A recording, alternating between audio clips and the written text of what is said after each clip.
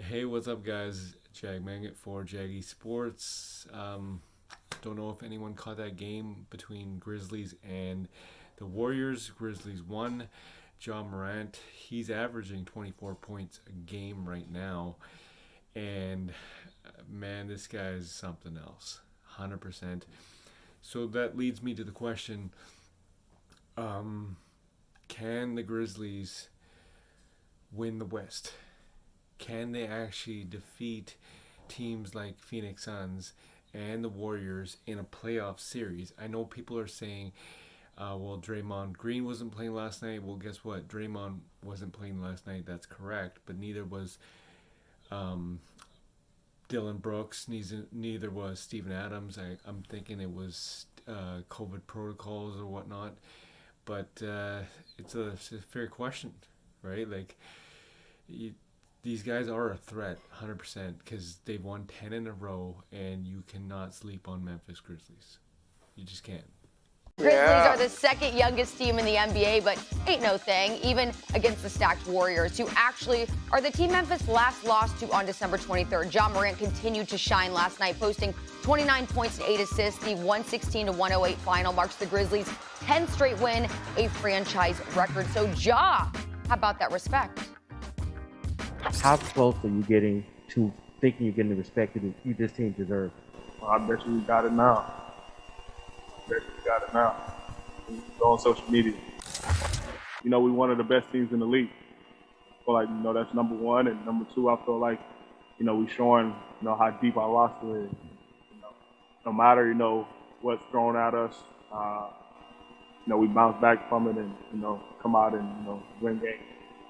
We got to keep it rolling, continue to play together, continue to battle.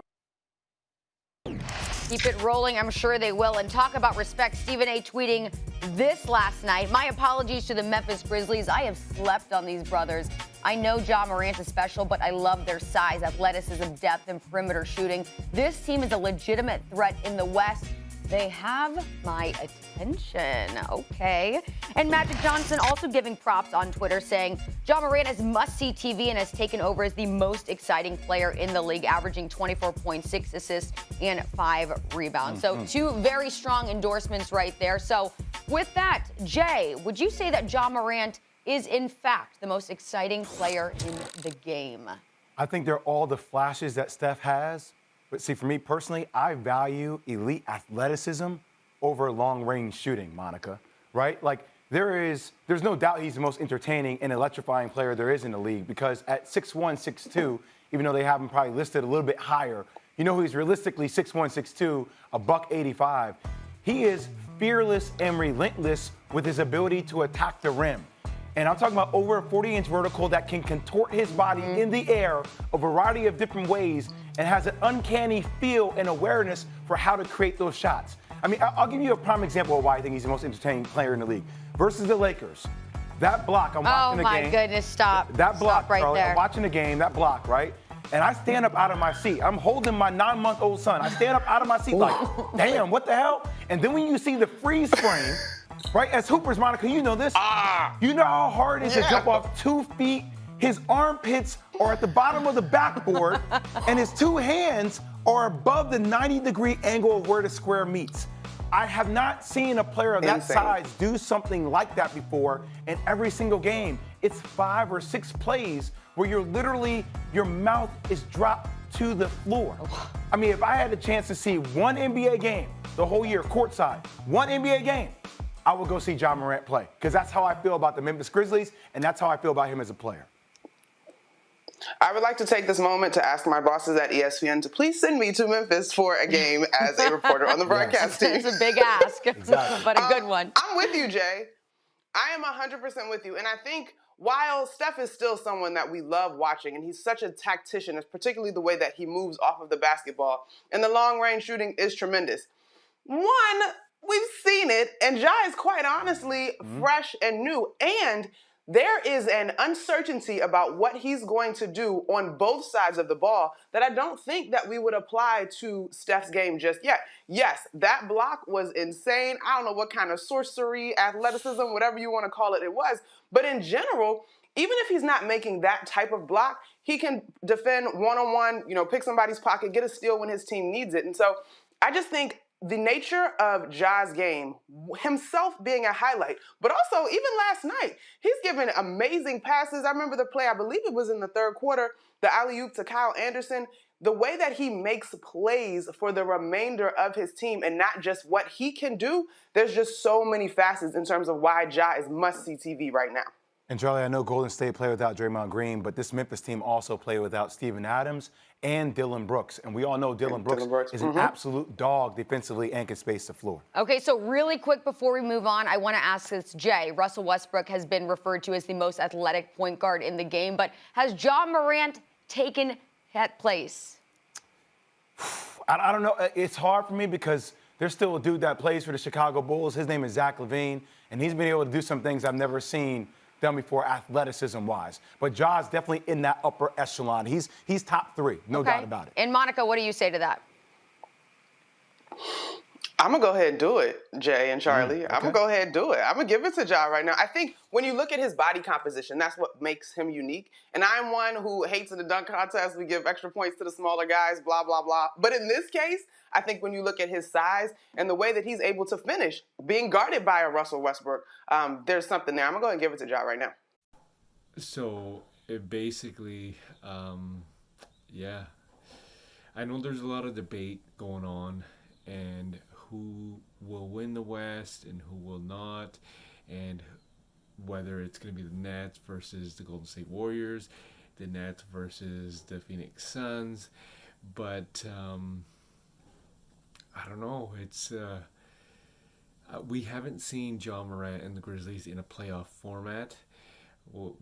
We've seen Phoenix Suns, we've seen the Golden State Warriors, we've seen the Nets, but we have not seen Ja Morant and the Grizzlies in a playoff format. So,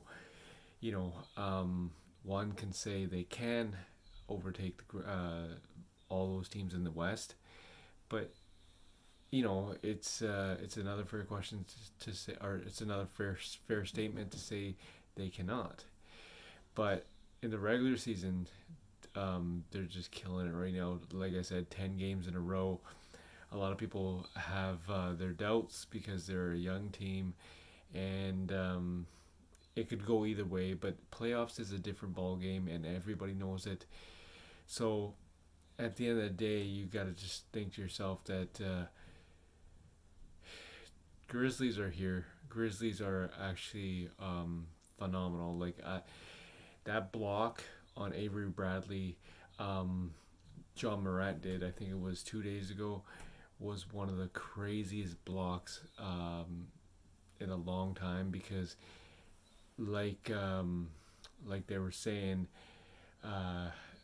Jay Will was saying that Ja Morant's armpits were pretty much at the back of the backboard, like on the bottom of the backboard. That's how high he got up. So Ja Morant's not afraid of attacking the rim. He's not afraid of shooting. And that's pretty much what you want in a point guard. That's pretty much what you want in a leader. So at the end of the day, Ja Morant has it going on right now. So tell me what you guys think. Can the Memphis Grizzlies overtake the West and win the West in the playoffs? Remember, when you take this into consideration, remember that this is a regular season, and then playoffs is a different ball game.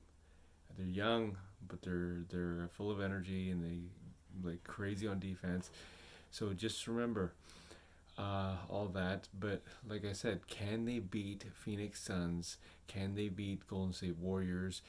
If Kawhi and Paul George come back, can they beat the Clippers? Can they beat Utah Jazz? In the playoffs, in a playoffs series. So they're the hottest team in the NBA right now. So leave a comment. Tell me what you guys think. Can the Grizzlies win the West? And make sure you hit subscribe. If you like this video, click like, and if not, then whatever, not a big deal. But just let me know what you think.